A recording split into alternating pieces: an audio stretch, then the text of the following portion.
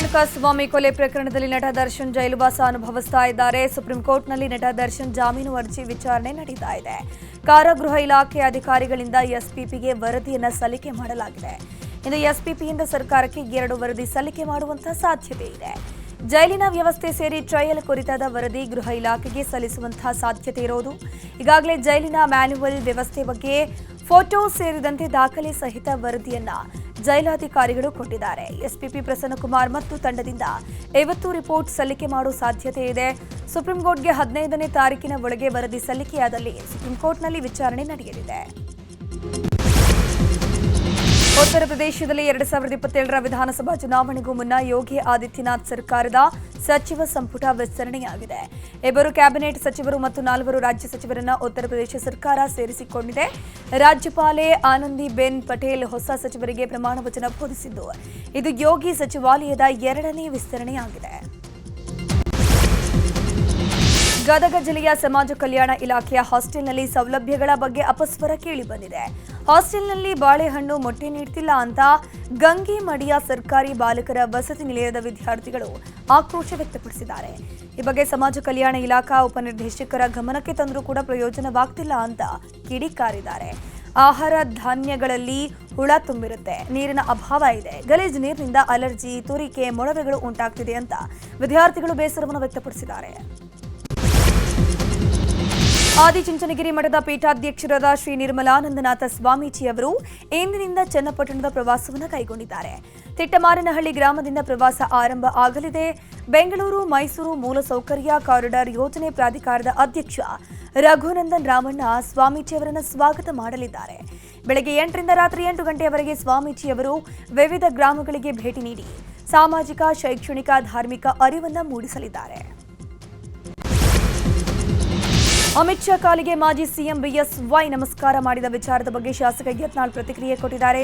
ವಿಜಯಪುರದಲ್ಲಿ ಮಾತನಾಡಿರೋ ಅವರು, ಅಮಿತ್ ಶಾ ದೊಡ್ಡ ಹುದ್ದೆಯಲ್ಲಿದ್ದಾರೆ, ಅದಕ್ಕೆ ನಮಸ್ಕಾರ ಮಾಡಿರಬೇಕು. ಚಿತ್ರದುರ್ಗದಲ್ಲಿ ನಡೆದಿರೋದು ಅಭಿಮಾನೋತ್ಸವ ಅಲ್ಲ, ಬೀಳ್ಕೊಡುಗೆ ಸಮಾರಂಭ. ಅಮಿತ್ ಶಾ ಬಂದಿದ್ದು ಯಡಿಯೂರಪ್ಪ ಬೀಳ್ಕೊಡುಗೆ ಸಮಾರಂಭಕ್ಕೆ ಅಂತಂದ್ರು.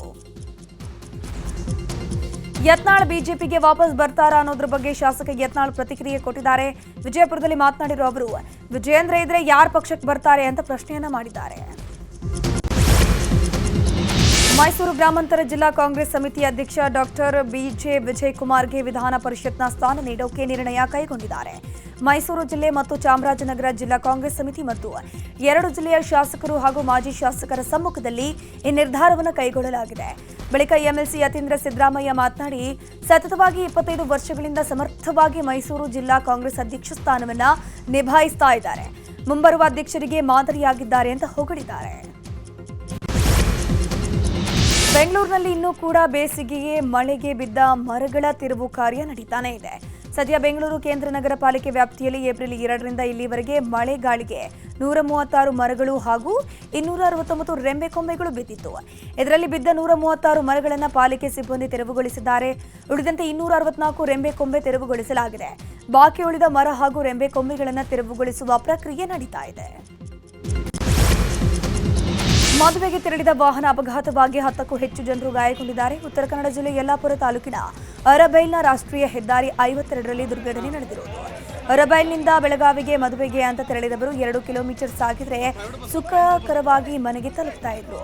ಆದರೆ ಚಾಲಕನ ನಿಯಂತ್ರಣ ತಪ್ಪಿ ವಾಹನ ಗುಡ್ಡಕ್ಕೆ ಡಿಕ್ಕಿಯಾಗಿದ್ದು ಗಾಯಾಳುಗಳನ್ನು ಸ್ಥಳೀಯ ಆಸ್ಪತ್ರೆಗೆ ದಾಖಲಿಸಲಾಗಿದೆ. ಐಎಫ್ಎಸ್ ಪರೀಕ್ಷೆಯಲ್ಲಿ ಬೆಳಗಾವಿಯ ಅಥಣಿಯ ಬಸವರಾಜ್ ದರೆಪ್ಪ ಕೆಂಪವಾಡ ದೇಶಕ್ಕೆ ಪ್ರಥಮ ರ್ಯಾಂಕ್ ಪಡೆದಿದ್ದಾರೆ. 25 ವರ್ಷದ ಯುವಕ ಬೆಂಗಳೂರಿನ ಗ್ರಂಥಾಲಯದಲ್ಲಿ ನಿತ್ಯ 12 ತಾಸಿಗೂ ಅಧಿಕ ಸಮಯ ಅಭ್ಯಾಸ ಮಾಡಿ ಸಾಧನೆ ಮಾಡಿರೋದು. ಕೃಷಿಕ ಕುಟುಂಬದಲ್ಲಿ ಜನಿಸಿದ ಬಸವರಾಜ್ ಕೆಂಪವಾಡ ತಮ್ಮ ಕಠಿಣ ಪರಿಶ್ರಮ, ತಾಳ್ಮೆಯ ಮೂಲಕ ಉತ್ತಮ ಸಾಧನೆ ಮಾಡಿದ್ದಾರೆ. 2024ರಲ್ಲಿ ಮೊದಲ ಪ್ರಯತ್ನದಲ್ಲಿ ಫಲ ಸಿಕ್ಕಿರಲಿಲ್ಲ. ಇದೀಗ 2ನೇ ಪ್ರಯತ್ನದಲ್ಲಿ ದೇಶಕ್ಕೆ ಮೊದಲ ಸ್ಥಾನ ಪಡೆಯುವ ಮೂಲಕ ಸಾಧನೆ ಮಾಡಿದ್ದಾರೆ. ರಾಜ್ಯ ಪೊಲೀಸ್ ಇಲಾಖೆಯಲ್ಲಿ ಮೇಜರ್ ಸರ್ಜರಿ ಮಾಡಲಾಗಿದೆ. ಒಟ್ಟು 293 ಇನ್ಸ್ಪೆಕ್ಟರ್ಗಳ ವರ್ಗಾವಣೆ ಮಾಡಿ ಸರ್ಕಾರ ಆದೇಶ ಹೊರಡಿಸಿದೆ. 74 ಡಿವೈಎಸ್ಪಿಗಳ ವರ್ಗಾವಣೆಯಾಗಿದೆ. ಅರ್ಜುನ್ ಸಿಆರ್, ಚೈತನ್ಯ ಕೆಎಂ, ಶ್ರೀಧರ್, ಗಿರೀಶ್ ನಾಯ್ಕ್ ಸಿ, ಪುನೀತ್, ಅನಿಲ್ ಕುಮಾರ್ ಸೇರಿದಂತೆ ಒಟ್ಟು 293 ಇನ್ಸ್ಪೆಕ್ಟರ್ಗಳ ವರ್ಗಾವಣೆ ಮಾಡಿ ಸರ್ಕಾರ ಆದೇಶ ಹೊರಡಿಸಿದೆ. ರಾಜ್ಯದಲ್ಲಿ ಬಿಸಿಲಿಂದ ಬಸವಳಿದ ಜನರಿಗೆ ಹವಾಮಾನ ಇಲಾಖೆ ಗುಡ್ ನ್ಯೂಸ್ ಕೊಟ್ಟಿದೆ. ಬಂಗಾಳ ಕೊಲ್ಲಿಯಲ್ಲಿ ಉಂಟಾದಂತಹ ವಾಯುಭಾರ ಕುಸಿತದಿಂದಾಗಿ ರಾಜ್ಯದಲ್ಲಿ ಮುಂದಿನ 4 ದಿನಗಳ ಕಾಲ ಮಳೆಯಾಗಲಿದೆ ಅಂತ ಹವಾಮಾನ ಇಲಾಖೆ ಮುನ್ಸೂಚನೆ ಕೊಟ್ಟಿದೆ. ರಾಜ್ಯದ ಕರಾವಳಿ, ಉತ್ತರ ಮತ್ತು ದಕ್ಷಿಣ ಒಳನಾಡಿನ ಹಲವು ಜಿಲ್ಲೆಗಳಲ್ಲಿ ಗುಡುಗು ಮಿಂಚು ಸಹಿತ ಮಳೆಯಾಗುವ ಸಾಧ್ಯತೆ ಇದೆ.